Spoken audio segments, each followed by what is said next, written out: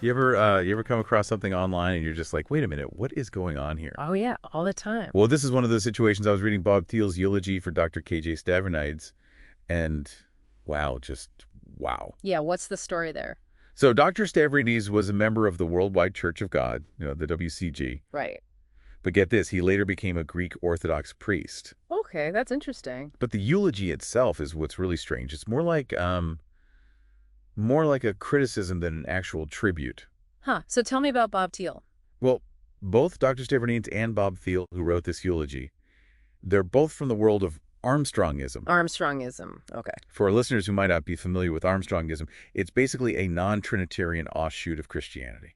Right, non-Trinitarian meaning they don't believe in the traditional Christian concept of the Trinity. Exactly. And Thiel is a minister within one of its, more unconventional branches. Okay, I see where this is going. So the eulogy starts with a Facebook post from St. George the Great Martyr Church mourning the passing of Dr. Stavrinides. Okay. And they're talking about his musical talents, his kindness, his dedication to the parish.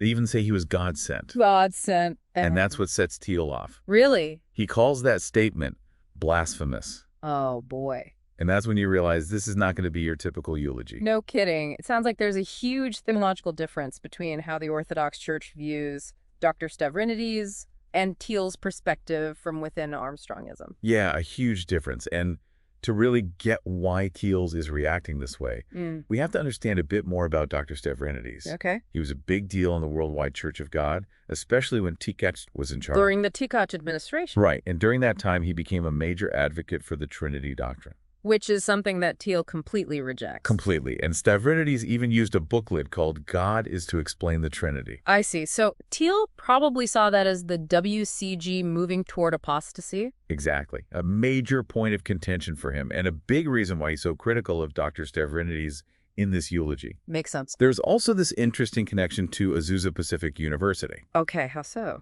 Well, both Dr. Stavrinides and Joseph T. Katz Jr., who led the WCG's transition towards Trinitarianism, they both had ties to Azusa Pacific. Huh, interesting. Stavrinides taught there, and Katz Jr. got his Doctor of Theology degree from there. Wow, so they were both connected to that institution. It makes you wonder if that shared experience influenced their theological journey. It really does, and it's even more interesting when you consider Hank Hanegraaff, the Bible Answer Man. Oh, yeah. He also played a role in the WCG's shift, and guess what? He converted to Greek Orthodoxy, too. Exactly, just like Dr. Stavrinides. It's like these parallel journeys that really seem to bother Thiel. They fuel his belief that they all abandoned the original faith. That's fascinating. And to make his case against the Trinity, Thiel dives into 4th century church history. Okay. He cites a modern historian who argues that the Trinity doctrine didn't show up in early Christian writings. It was a later development. Trying to trace the origins of the doctrine. Yeah, he brings up figures like Demophilus, the Patriarch of Constantinople, and Emperor Theodosius, who made Trinitarianism the official doctrine. I see. So he's painting a picture of a corrupted Christianity that moved away from its original Jewish roots. Exactly, and that's a key point for Thiel. He wants to emphasize that the Trinity wasn't part of the original faith practiced by the early church. All right, a common argument within Armstrongism. Yeah, they try to discredit mainstream Christianity and claim that their beliefs represent the true path. So this eulogy isn't really about Dr. Stavrinides. It's about Thiel's broader critique of Christianity as a whole. You got Protestants, Catholics, anyone who accepts the Trinity, he basically asks after the original apostles who's actually upholding the original faith. And that's where his concept of Judeo-Christianity comes in. Right. I'm curious to hear more about that. What exactly does he mean by Judeo-Christianity? Well, that's a great question, and one we should definitely explore further.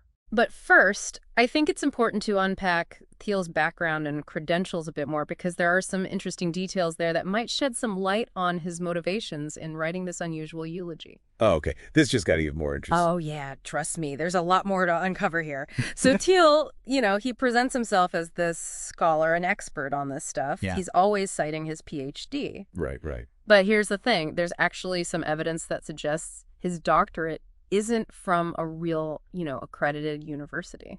Really? It could be from a diploma mill. A diploma mill. Yeah. So his credentials might not be all they're cracked up to be. That's kind of a big deal, don't you think? Especially when he's making such strong statements about Dr. Stavrinides, and everyone else. It definitely raises some questions about his credibility and his motivations. I mean, it's one thing to have strong beliefs, but it's another to present yourself as some kind of authority when your credentials are, well, questionable at best. Yeah, and it makes you wonder if there's a little bit of maybe some professional jealousy going on here. Oh, Well, Dr. Stavrinides had a real doctorate from a respected university. He was a respected figure in the WCG. I see what you're saying. Maybe Thiel felt threatened by Stavrinides' accomplishments and saw his conversion to Orthodoxy as some kind of personal attack. It's possible, right? Yeah. Especially given this whole original faith thing that Thiel keeps hammering on. Yeah, it's like he's trying to tear down someone who achieved something he couldn't. Exactly. And it really makes this whole eulogy thing even more suspect. It definitely adds another layer to the story. And, it's a reminder that we should always be critical of information, especially when it comes to religious claims. Oh, absolutely. We need to look beyond the rhetoric and examine the credentials and the potential biases of the people making those claims. So going back to what you were saying earlier about Dr. Stavrinides, is this eulogy really a fair representation of his life and his legacy? Well, Thiel's portrayal is definitely colored by his own theological perspective and, maybe even some personal feelings. Yeah. He's painting Dr. Stavrinides' conversion as a betrayal of the original faith.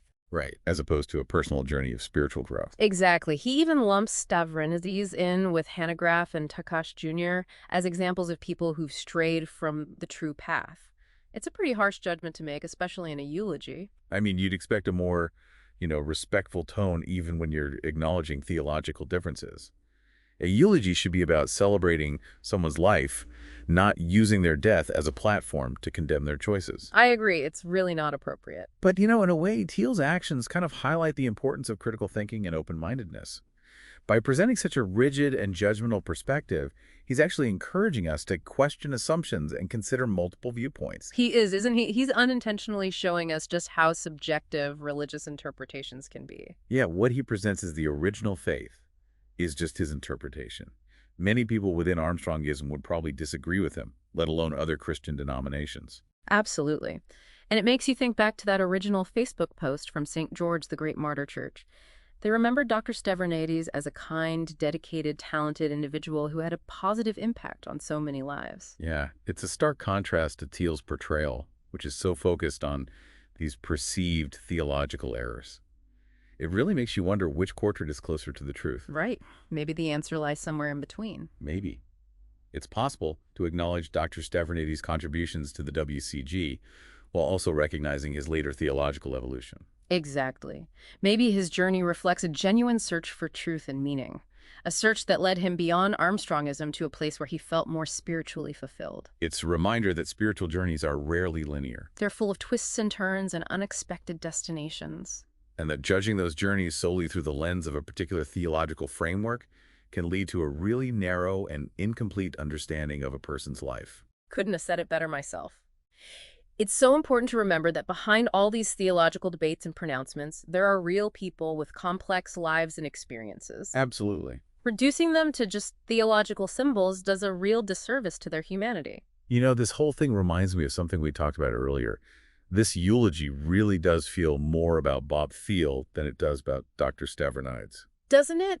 It's as if he's using this occasion to promote his own very specific interpretation of Armstrongism and to solidify his own position within the movement. Exactly. It's a classic power play.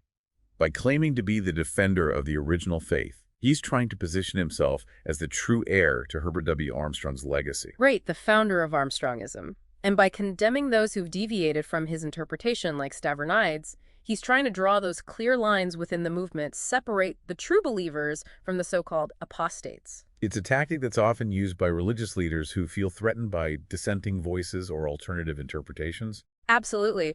They create this narrative of us versus them to consolidate their power and to discourage followers from questioning their authority.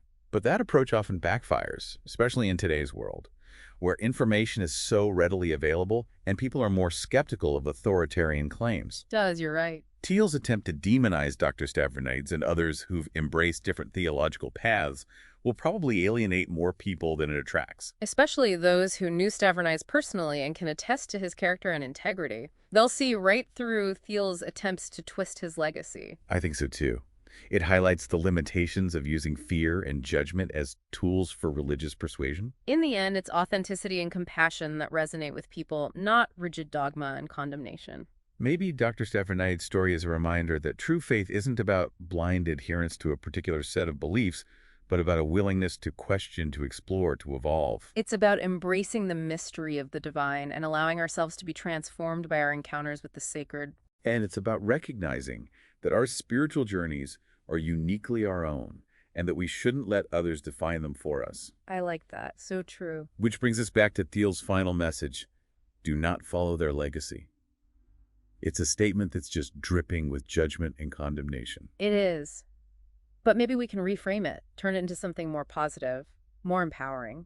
How so? Instead of do not follow their legacy, maybe we could say be inspired by their courage to seek truth, to question assumptions, and to forge your own path. That's a great way to put it. Embrace the complexities of faith and allow yourself to be transformed by the journey. Exactly. And remember that true spirituality is about connection, compassion, and understanding. It's not about division, judgment, and condemnation. This whole eulogy feels like Thiel is projecting his own anxieties about Armstrongism changing. Yeah, like he's so threatened by Stavrinides' conversion, it really shows you how insecure he is about his own beliefs. It's like he sees Stavrinides becoming Greek Orthodox as this direct attack on his own faith. And on the legitimacy of his little branch of Armstrongism. He keeps going on and on about the original faith. It's like he's trying to separate himself and his followers from everyone else. A classic power play, you know? Claiming to be the only one who has the true faith, so he can ignore anyone who disagrees with him and hold on to his authority. We've seen this before, haven't we? This rigid approach that usually backfires, especially now when people are looking for more open and inclusive spiritual experiences. Exactly. Especially when you have something like Greek Orthodoxy. It's a rich tradition with a long history.